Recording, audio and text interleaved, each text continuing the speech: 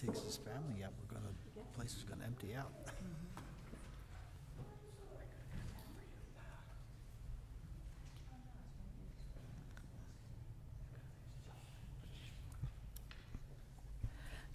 Good afternoon, everyone. I'd like to call this meeting to order. And roll call, all of the members of the town council are here. In addition, our town manager, Cliff Gravier, assistant town manager, Terry Tiemann, Christy Ray, our town clerk, and Will Wharton, our IT director. Would everyone please stand for the Pledge of Allegiance?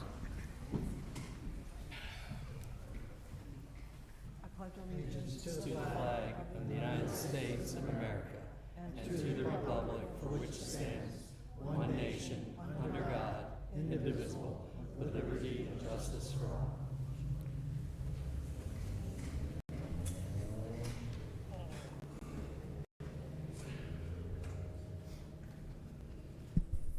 Welcome, everyone. This is a very special day for all of us, not just our two officers who are officially being promoted today.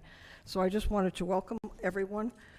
Before I turn it over to Sergeant Foley, I just wanted to say a few words. Sorry, Foley. It was short-lived.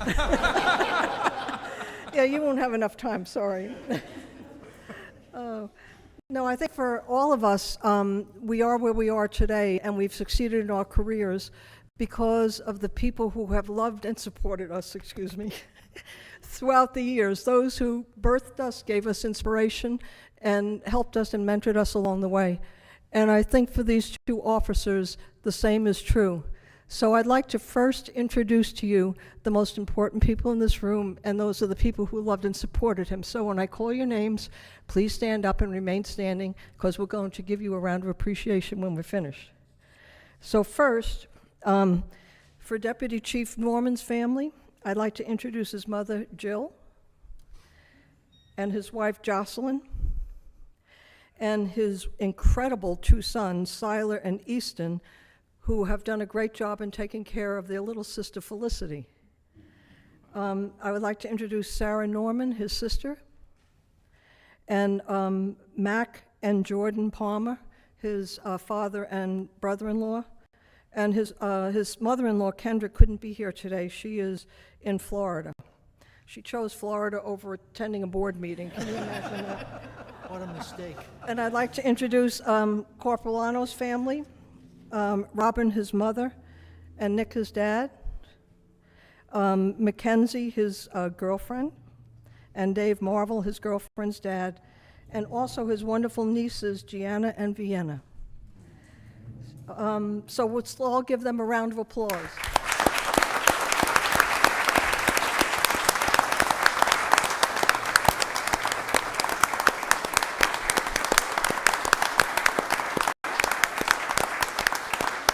And I just want to thank you for giving these two wonderful officers to the town of Bethany Beach.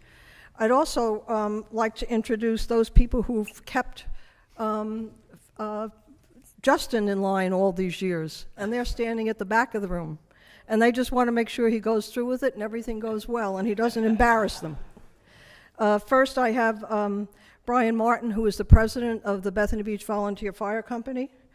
Dylan Baker, who's a firefighter EMT. Phil Bracken, of course, who's the chief of the EMS. And Michael Wilgus, who's the past president. So let's give them a round of applause.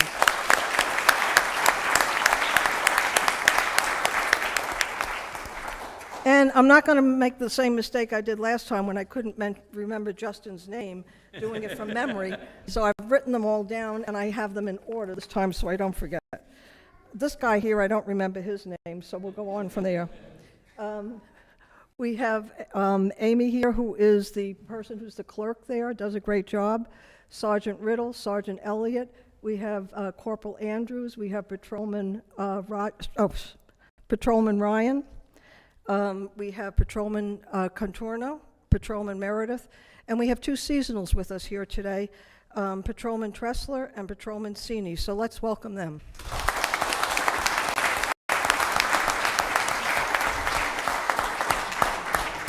And without further ado, I'm turning it over to Chief, I almost said Sergeant, Chief Foley. He'll provide the humor.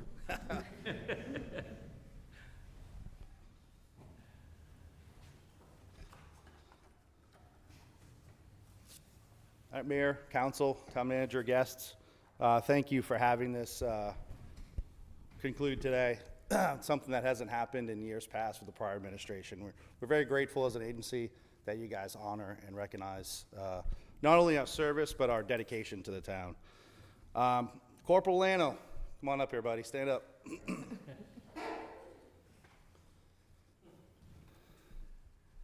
fix your strap here, buddy. You're killing me. All right. Nick Lano here. He's born and raised Middletown, Delaware. Attended can you say it for me? Appoquinimink High School up in Middletown, Delaware. Graduate of the University of Delaware, criminal justice degree. Graduate of the Delaware State Police Academy. Father here is a retired Delaware State Trooper, which will come into play later in the segment. Lano's been a full-time officer with the Bethany Beach Police Department since May of 2020. Prior to that, he served as a seasonal police officer from 2017 to 2019, 2 of those years being a seasonal supervisor. He currently serves as a field training officer and evidence custodian. Dad, he's following in your footsteps. ASP, baton, and OC instructor for the Bethany Beach PD. He's also a great mentor to our seasonal police academy and a great friend to all members of the agency. Lano has shown great pride in his role as a seasonal police officer and full-time officer through the ranks of the Bethany Beach PD. Never forgets where he came from, whether that be Middletown, Delaware, or his seasonal days. I had the privilege of being his sergeant and supervisor for just under 3 years after he graduated the Delaware State Police Academy, and I can tell you right now, on the long night works in the winter and the strenuous nights of the summertime, you really get to know your partner as you work with them for 12 hours. He started his police academy and police career in the thick of COVID, which was also during the unfortunate political anti-police culture of 2020. He represents his family, his name, and his department well through all of his police interactions. He is always open to learning new things and takes on any workload that gets assigned to him or delegated. He has been an integral part of the succession of our CALIA accreditation process by maintaining and upholding our evidence system and completing routine audits necessary under our policy. I'm sure that would make his dad proud, being a retired Delaware State Trooper in the evidence system. Lano chose to be pinned by Mom? You didn't know that, Mom? Yeah, that's about right for Lano. Come on up here. We're going to do it right over here, actually. Just so it records. If you want to stab him on the chest, too, that's okay. Please do. That's a long eagle.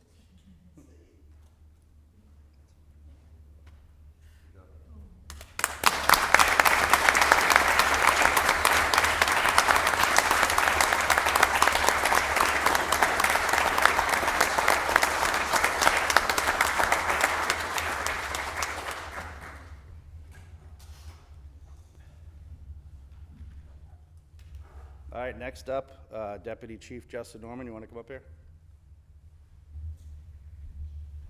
Justin is a graduate of the Indian River High School, class of 1999, bachelor's degree from Wilmington University in criminal justice, and currently continuing education very close towards the completion of his master's degree.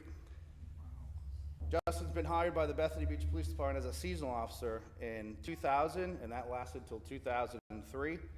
Prior to that, he served as a parking enforcement officer in 1999. So he's been through the thick of the town of Bethany Beach. On the gut job. Every rank structure that you could ask for.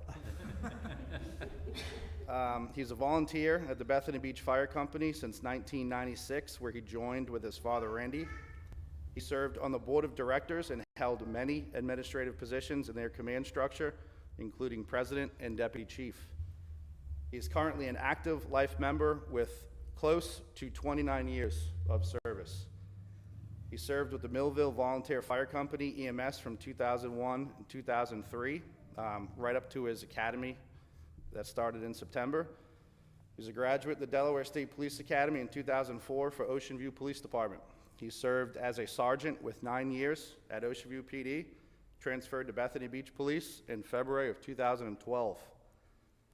With the Bethany Beach Police Department, he's a use of force instructor. This is a long list. Firearms instructor. He assists in the Bethany Beach Police Department Seasonal Academy instruction.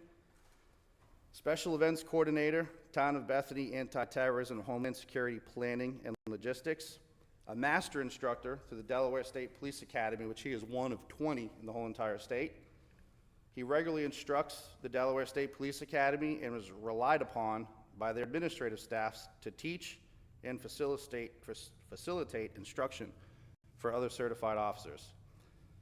He's a coach for both his boys, Siler and Easton, at the Berlin Little League, and he's also active in his church and serves on the worship team.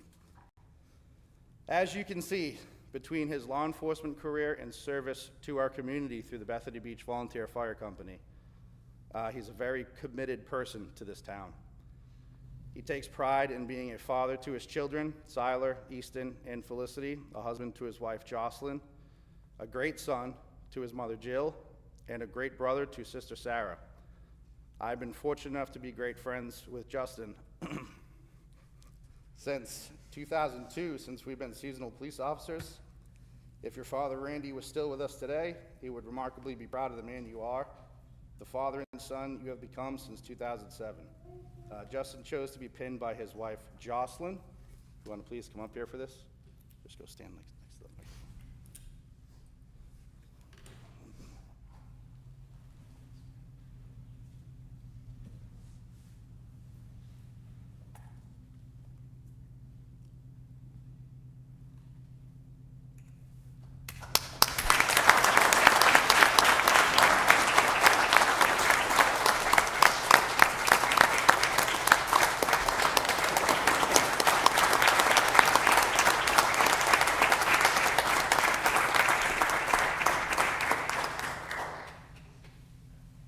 We got it. Thank you very much. Let's give us Chief Foley a round of applause for a great one.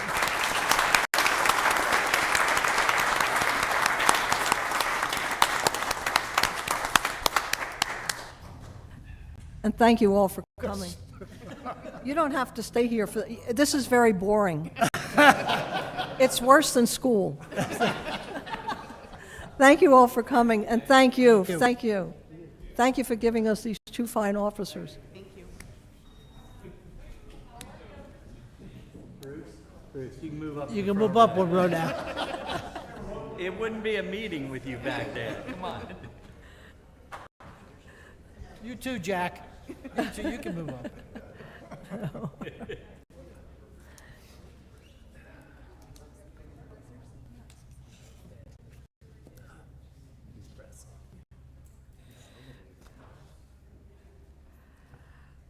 Okay, yeah, Cheat sheet.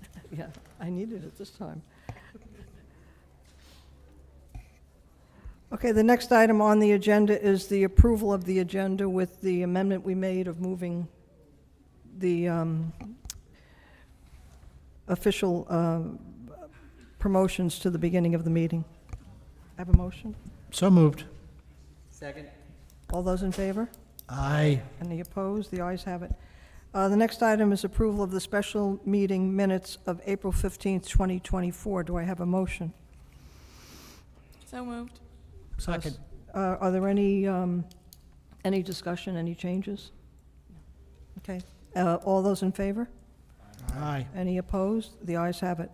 The next item on the agenda is approval of the minutes of the executive session held on April 15th, 2024. Do I have a motion? So moved. Second. Any discussion? Okay, all those in favor? Aye. Opposed? The ayes have it. The next item on, did I do, approval of the minutes of the regular meeting? Did I do that? No, not Okay. yet. Regular meeting held on April 19th, 2024. I crossed it off before. 2024. All those, do I have a motion? So moved. Second. Any discussion? Okay, all those in favor? Aye. Opposed? The ayes have it.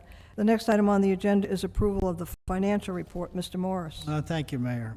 This report covers the budget through April 30th, 2024, or 8% through the fiscal year 25, excuse me, one whole month. Operating revenue for the first month of 2025 is slightly lower than last year. Transfer taxes of 2025 in April were considerably lower than 2024. We have collected 4.1% this year compared to 5.2% last year. Interesting fact, last April, the transfer tax, other than the transfer of the hotel, was the most tax we had collected in one single month, which made this year look a little thin, but we're still well on our way. The operating budget expenses, our operating expenses were on target. We have expended 7.1% of our budget compared to 6.9% last year. Recognizing this report is subject to audit, I move that this council approve an unaudited report. Second. Any discussion? Anyone? No? Okay, all those in favor? Aye. Opposed? The ayes have it. Thank you very much, Mr. Morris. The next item, would be announcements, recognition of visitors, or public comment. Does anyone on the council have anything they want to report, or is anyone here present have anything? Okay. So the next item is reports, and the first one is a report from the Cultural and Historical Affairs Committee. Ms. Olmsted.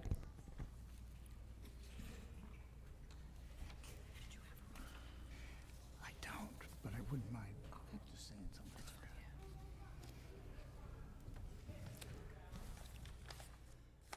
I brought the wrong thing. Sorry.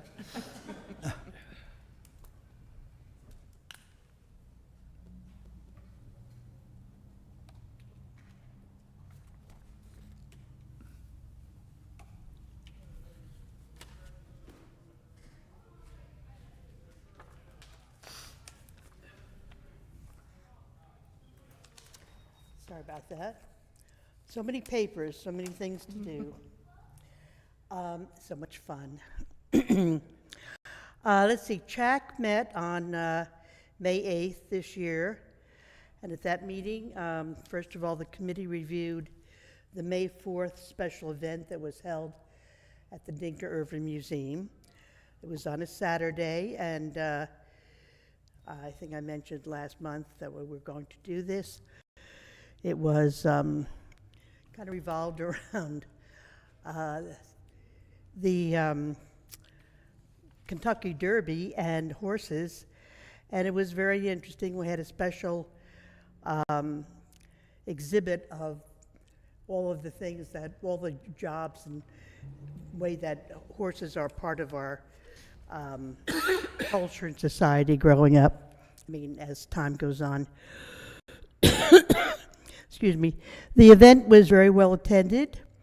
The visitors enjoyed it, and especially we had a little activity where when people came in, they named their horse by, there was a chart, and they had to choose by their birthday and the year they were born what their horse's name was, and that was their name tag. So as people were walking around and greeting each other, that was the name that they were wearing, which was fun. There was a barbershop quartet that was great. And it was a very cold day, so they stood out on the porch and sang. But every once in a while, they'd come in the museum to get warm, because they only had suit jackets on. And when they came in, they would stand in front of the fireplace and also sing. So it was a great day. Everybody enjoyed themselves. The committee also discussed plans for CHAC having a booth at the Seaside Craft Show this year. And the CHAC members will take turns manning the booth. We plan to have items for sale that are for sale at the museum, and also have information about both of our museums. We then discussed ideas for Perrier Day, when we'll have 17 visitors. Welcome, and CHAC is going to be responsible for putting together some welcome bags with items in them.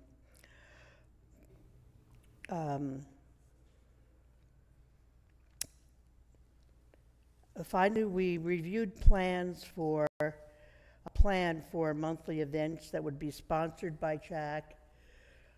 We have a little subcommittee that put that together, so that showing that every month CHAC will be sponsoring something, whether it's here in the town hall with our cultural evenings or special events over at the Denker Irvin Museum.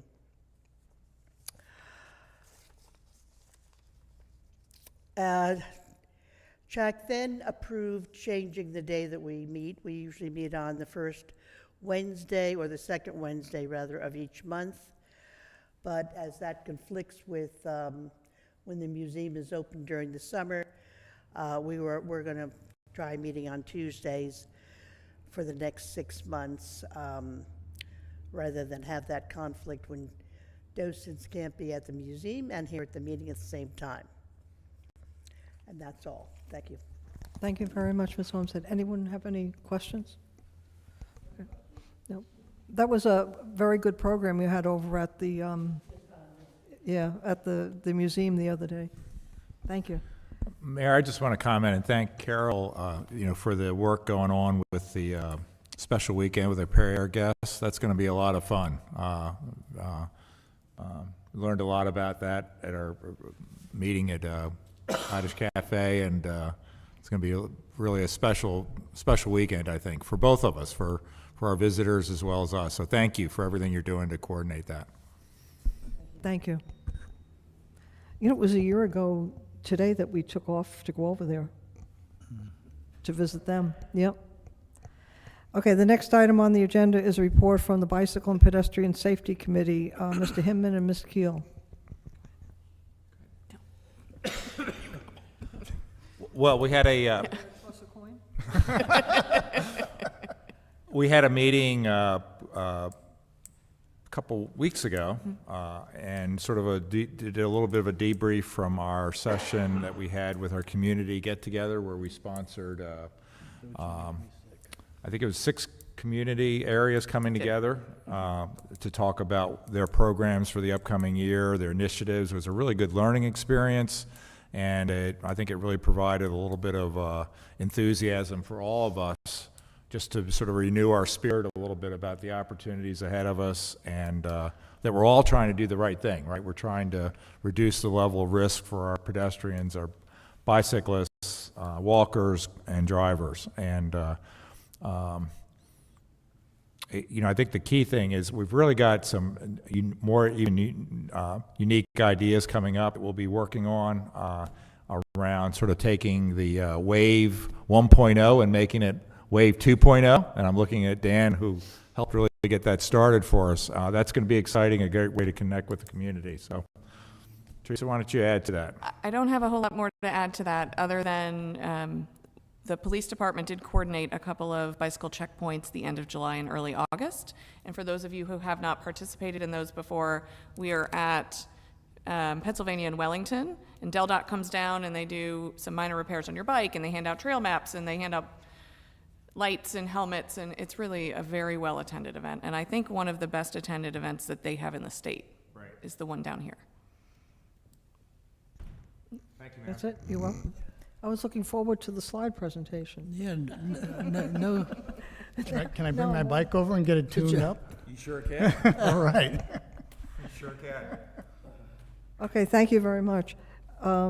Next item on the agenda is a report from the Stormwater and Flood Committee. Mr. Califf. Well, actually, we didn't have a meeting this month. Our last meeting was in April.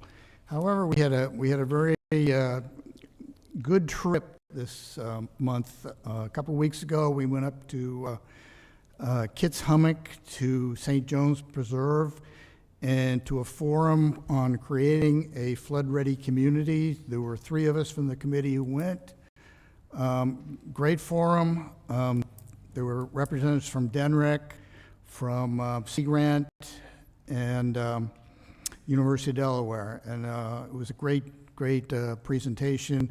Actually, we've identified several of a couple of the speakers that were there, and I'm going to get them down here in the fall to speak at some of our meetings. So I think that was a very good positive. And we all had a good time, and they had a great lunch too. That is a great program. They have it every year. They do. Yeah, yeah. It was my second year going. Yeah. So. That's good. And then look forward to those speakers too, because they usually do a very good job. Any questions? Anyone? Any questions? Okay. Thank you very much, Mr. Califf. The next item on the agenda is a report from the Audit Committee. Mr. Gordon.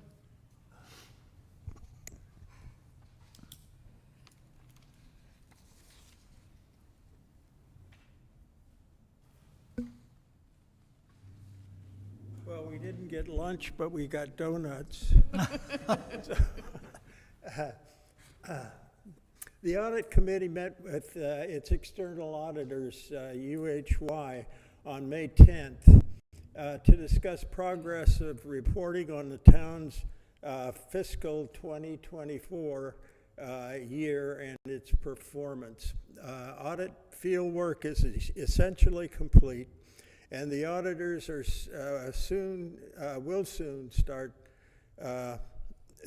doing the financial statement preparation, after which the finance director will be preparing the management's discussion and analysis portion of the statement that she does each year. The draft financials will be ready for review once the state of Delaware releases pension information, which is usually the final piece of information that the committee, that the auditors get each year. The auditors noted that, as usual, the timely and comprehensive information provided by our finance director was very helpful in making quick progress towards getting the financials done. They again noted the value of having a competent internal auditor, which the town has. There are few other towns that the company deals with that have an internal auditor, so it's a plus in our favor. They noted that the partner on the account, Herb Gary, will be leaving, and a new one will be assigned, Roy Geiser, and his appointment will be sort of continuing now. He was at the meeting. This continuing practice that we have of getting new eyes on our financial each year, not each year, but periodically, helps us feel more secure in having different people looking at different things each year. While still being evaluated, they stated that the recent police department problem this year should not result in any special note, in that it did not pose any substantial risk to the town. The finance director then presented a proposal for improved whistleblowing procedures for the town's employees. Questions on this topic and on other questions from the committee and the audience for the internal auditor and the finance director were then addressed. The committee will meet with our external auditors again on July 26th to discuss the final audit. And that's all I have. Thank you, Mr. Gordon. Does anyone have any questions? Anyone present have any questions? Okay, thank you very much. Thank you. The next item on the agenda is a report from the town manager, Mr. Gravier. Mayor, council, as you all know, we did not receive any bids for the construction work that needed to be done in our new parking lot across the street. With that in mind, Brett Warner, our Public Works Director, took it upon himself to sub out the fence work, sub out the electric work, sub out the purchase of the lights and the installation of the lights, and sub out the concrete pad needed for the pay station that will be installed in the parking area. He has worked diligently to try to find a company or a contractor that could do the work in that parking lot, and as of yesterday, he has been able to do that. And we're comfortable now that we'll have the parking lot operational in early June. So kudos to Brett for a lot of hard work and a lot of digging to find a contractor that had an interest in doing the work here. What we've heard back is that the project was too small for most of the contractors to have an interest, and they're especially busy at this time of year, again, as Blacktop is now being produced again, and they're moving forward with all their production on larger projects. Sussex County, we have our sewers provided by Sussex County, and Sussex County has an unusual way of repairing their sewers in municipalities. One day, they just appear, cordon off a large area, and begin to work. There's no communication with the municipality, there's no interaction, just as they've done here on Central, where they've created what could be a dog park, really, okay, on Central Avenue, where we're repairing a sewer line that's under the pathway in the park. That pathway is actually in the right-of-way. That right-of-way is 50 feet wide. It's a particularly wide right-of-way. But it's something that's not functioned well for decades that's on their list, and they decided to come here in the weeks before summer to repair it. They tell us they'll be done before we're deep into the season, and we certainly hope they are. But just like the repair they did on South Pennsylvania, that was 15 feet deep, this one is only 12 feet deep, and hence all the dirt you see in that cordoned off area. So it's an unusual way to work. I think they've done the same thing over on Evans and Tingle, where they just again appeared as they did on South Pennsylvania. So it's unusual. The beach, DenRec has repaired and replaced the fence that was damaged in the storm, and as a surprise to us, they installed fence to our southernmost border, to Cedarwood Street.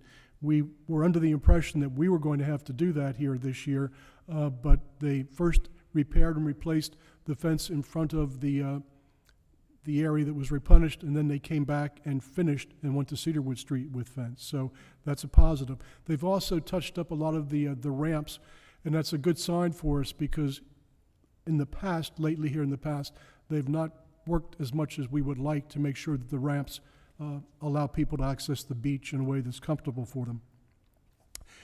Parking, and I have it here, and I won't go through the whole litany of things, but parking over the last 20 years, parking enforcement and how we administer the parking program has changed 4 or 5 times. And every time it changes, it requires new hardware, from the early days with mechanical meters and quarters to digital meters to pay stations that only took coins and dollar bills, to pay stations that took coins, dollar bills, and credit cards. And then the latest thing that's impacted the pay-to-park industry is Park Mobile, where you have the app on your phone and you input your driver's license. That's sort of a sea change in parking enforcement, and we are moving this year to change what we're doing again, which again makes changes in software, changes in hardware, changes in the handhelds that the parking enforcement officers use.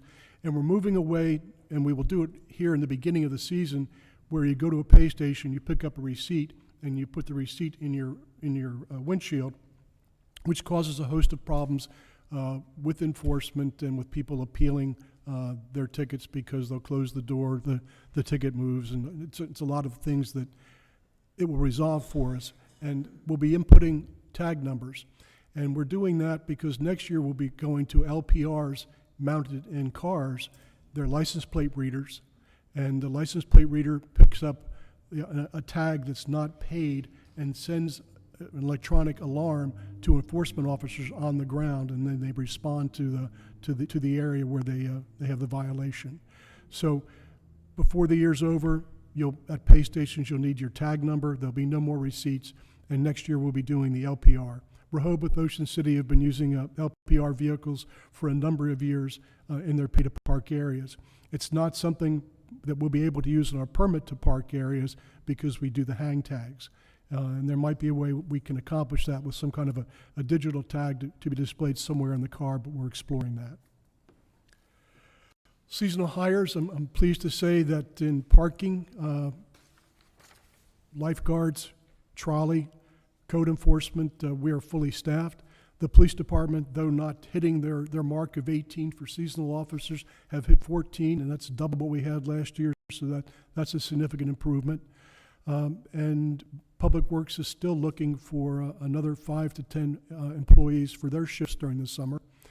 The town in these last very busy few weeks have processed 120 seasonal hires and put them in the system. That's largely on the back of our town clerk, and she's been underwater with it a little bit, but it's been a task she's accomplished. The crosswalk on Route 1 and 26, we've talked about that over the years, and we know from having a preliminary discussion with the traffic group who's doing our much belated traffic study that one of the recommendations they will make is a crosswalk on the north side of 26 at the intersection of Route 1. In your packet, there are two different diagrams. They're certainly dated, but one of the colored one is from the early days of park design, and the black and white was a later edition of the design. The color one shows a sidewalk that runs adjacent to 26, but what we settled on back then before we took the crosswalk, the planned crosswalk, which was part of the park plan back in 2017 and 2018, but we took it off because of other issues. What we had planned for was an intersection with a little bit of an island that you can see in both diagrams right at 26. So you'll make the turn to go right on 26 from Route 1, there'll be an island. But to see the sidewalk there in the black and white diagram utilizes the park pathway. So we'll be coming back to the council here at some point in time. Maybe we'll vet it in a workshop and see what you think regarding the design. Should we just create a sidewalk that parallels 26? Should we take advantage of the existing pathway in the park and leave it green and not have the concrete along Route 1, bringing more people into the park? It's a little bit more of a walk, but I think at the end of the day, it's probably a prettier walk. So we'll be coming back and asking what you think as we go ahead and begin to talk to engineers about developing cost estimates for this. Part of this would also include something that we've talked about a lot over the years, and the entranceway to the park would be changed. There would actually be an entranceway you can see in the diagrams that would begin at the intersection. And we talked about making that entrance, making the material that it was made of pavers, and that we would make them memorial pavers for the many people that want to commemorate their time in Bethany, a loved one that they've lost who liked Bethany. We have a lot of people interested in benches and markers on trees. We would look like a cemetery if we actually went through with all the people that wanted to put benches and trees and markers on the boardwalk to commemorate that. But that would be part of what we do there in that pathway. Poseidon's coming up next weekend. Poseidon has grown in a relatively short time from an idea that our incredible events director, Julie Molesky, thought of to a full 3 or 4 days of events and festivities. She puts a lot of work into it, and it really is a good entry to the season, if you will. And again, from an idea to what she's made it a real accomplishment. And Mayor, that's all I have. Thank you very much, Mr. Gravier. Does anyone have any questions? Comments? Anybody? Okay. Actually, I do have one comment. I believe that the next weekend for the Poseidon weekend will be the first weekend we'll be selling T-shirts on the boardwalk. And they are good looking and reasonably priced. Get them early. Thank you for that ad. Okay, the next item on the agenda is discussion, consideration, and possible vote on a resolution to submit a request for a drinking water matching planning grant to the Water Infrastructure Advisory Council for matching funds to finance the Bethany Beach Water Treatment Clarifier Replacement Project. Mr. Shepley. Thank you, Mayor. Mayor, Council.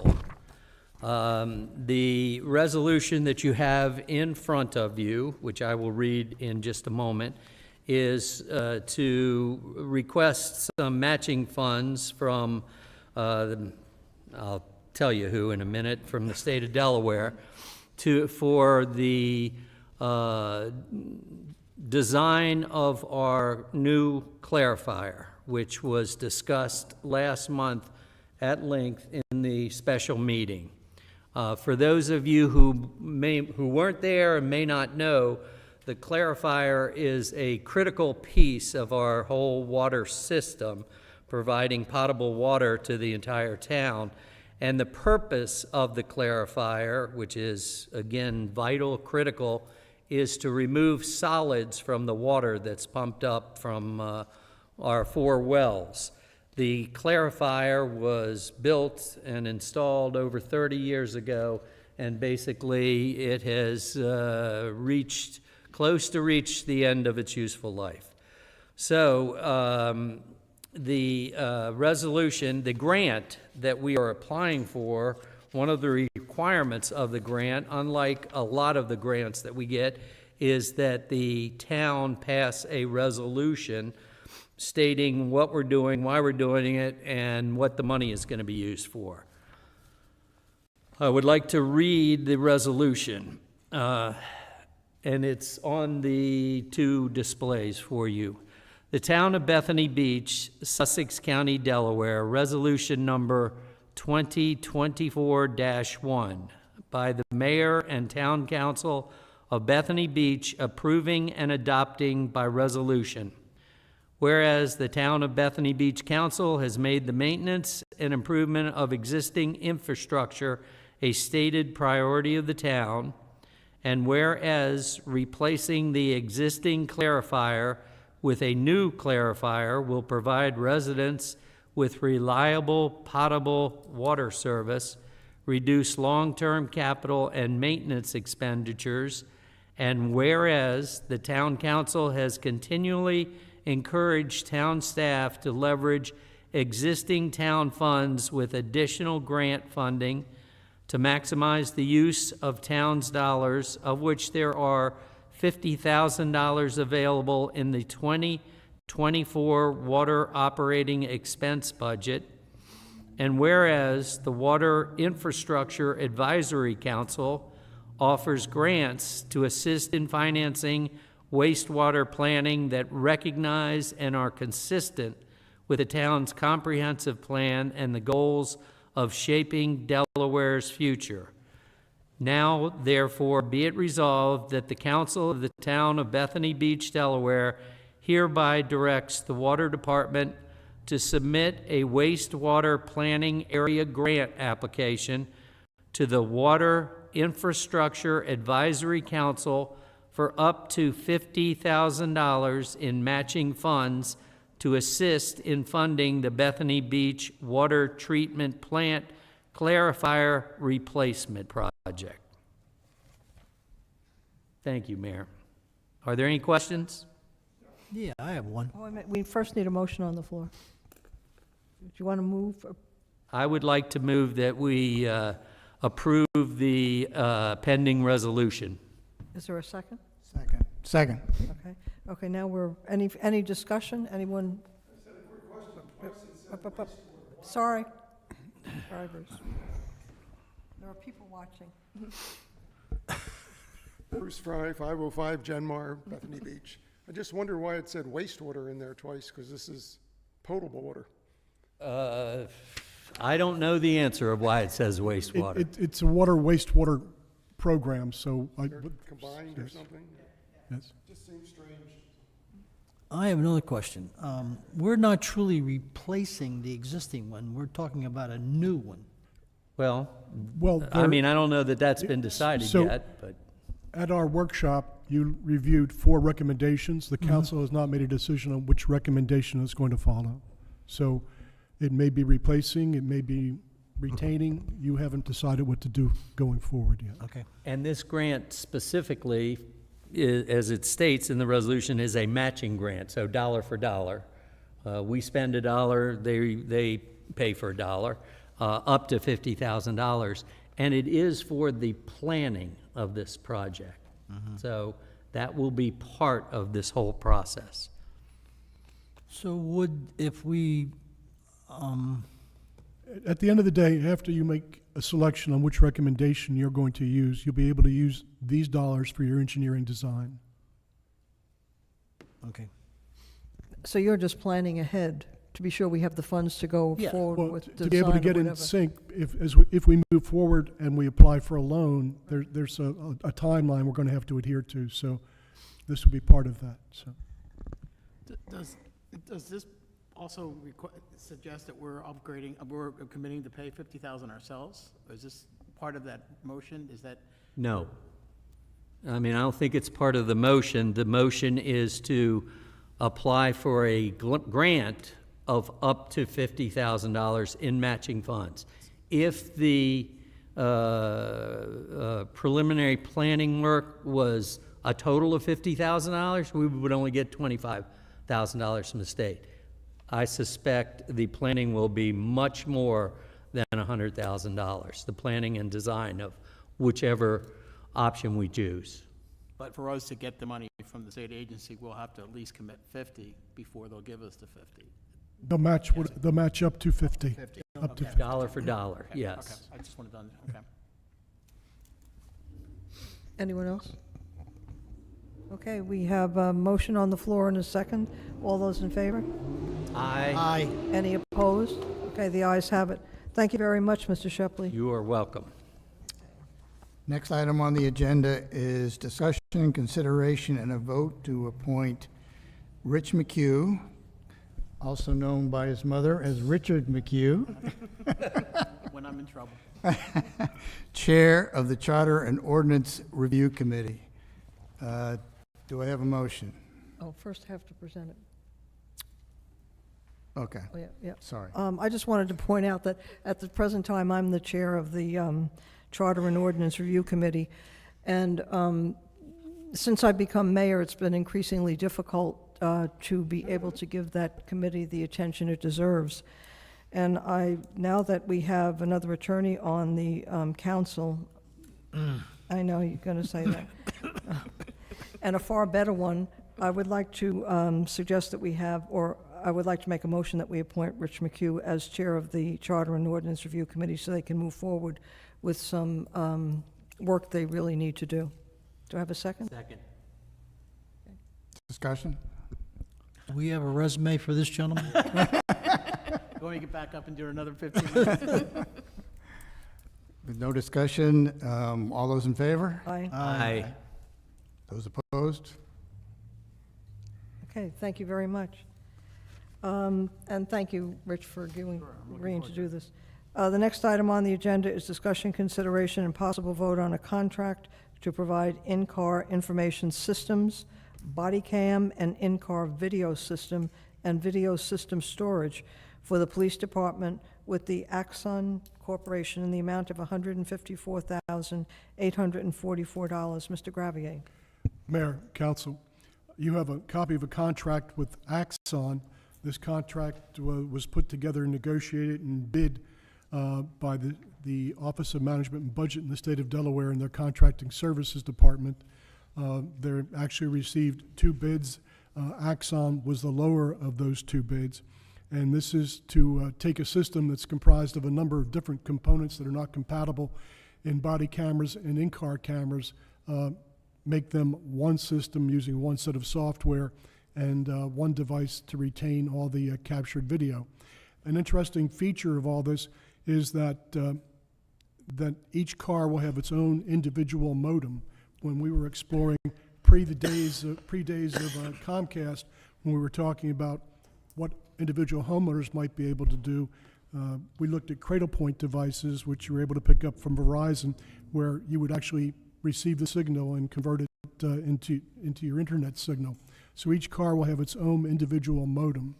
Part of this contract also is a commitment from Axon to update and maintain software and equipment if there are any changes in systems or any new features or new equipment to be offered within the 5-year period of their maintenance contract, which is also included in the contract with the purchase of the equipment. Thank you, Mr. Gravier. Do we have a motion? Second. Okay, and any discussion, questions? Cliff, is there any matching funds from the state for this? There were no funds available for this. It looks like this is going to be paid over 5 years? Yes, The contract is Yeah. 5 years and the payments are over 5 years. 5 years. I would also like to say, I was watching a Dateline episode earlier this week, and it was down in Miami, and the police had body cams and cameras in the backseat, up in the right-hand corner, Axon. It's good enough for them. It's very, very sophisticated. I mean, when it depending on your type of car stop, or even if you go up to another car stop from another police agency, if their cam is on, it activates your cam. Yeah. So it's a Yeah. very, very sophisticated system. Interesting. Anyone here have any questions or comments? Okay. Well, we have a motion. Oh, did you want to say something? Just one thing, and this is a little bit off the topic a little bit, but Cliff, is there any opportunity, and this was just, it struck me when I was going through that and some other things I was working on, but, we utilize these, it seems like in a sort of a, I don't want to say a defensive posture, but when there's a conflict or when there's an issue or for evidentiary kind of things, right? Is there any opportunity to use these in terms of reinforcing really good police work that's happened? You know what I mean? And I know there's issues, confidentiality, but when something happens and the police arrive and do a fantastic job, it'd be nice to be able to actually utilize some of that in a positive way rather than the sort of the negative kind of approach. And There might be confidentiality issues depending on what the circumstance is and who they're responding to. But unless the police officer comes back or a supervisor somehow notes that something was done in an extraordinary way, nobody's sitting down reviewing hours and hours of video footage to pick out those things. So if something, I think, comes to light that the supervisor, the chief, deputy chief, thinks might help, again, with training and other issues, sure, it can be used that way. Yeah, I mean, and I wasn't thinking so much the training piece, I was thinking more of the public, but the training would be even better, right? Where we have just a great situation handled the right way and being able to take advantage of that. It's a nice recognition for the officers involved, how they handled it. It's a great training tool, it's a great technique. That's all, it's just more, Yep, sure. I mean, I think we've all seen body cam footage used in a negative way. I don't think I've ever seen it used as a press release, if you will. But yeah, the potential's there. Cliff, do you know, once the cameras are turned on, do you know how long that video and audio is saved on the server? One of the reasons we're doing an upgrade is because the older system had a very short life for saving video. This, I think, is a good year, I believe. Oh, okay, good. Is there any requirement under the law to keep it for a certain period of time? Not yet. Okay. I take that back. Since now body cams are required, I'm not sure if there is a mandate for how long it needs to be retained. Okay, thank you. It would make sense that there would be, so. We have a motion. Anybody else? Okay, we have a motion on the floor and a second. All those in favor? Aye. Any opposed? Okay, the ayes have it. Thank you, Mr. Gravier. Mayor. And since there is nothing more to consider on today's agenda, do I have a motion to adjourn? I move that we adjourn. Second. All right, all those in favor? Aye. Any opposed? Okay, the ayes have it. Thank you very much, and thank you all for coming. Let's thank this huge turnout. Yes, and anyone watching, thank you. If we got rid of two of the presenters. Well, this is like a disappointment. What you're asking for.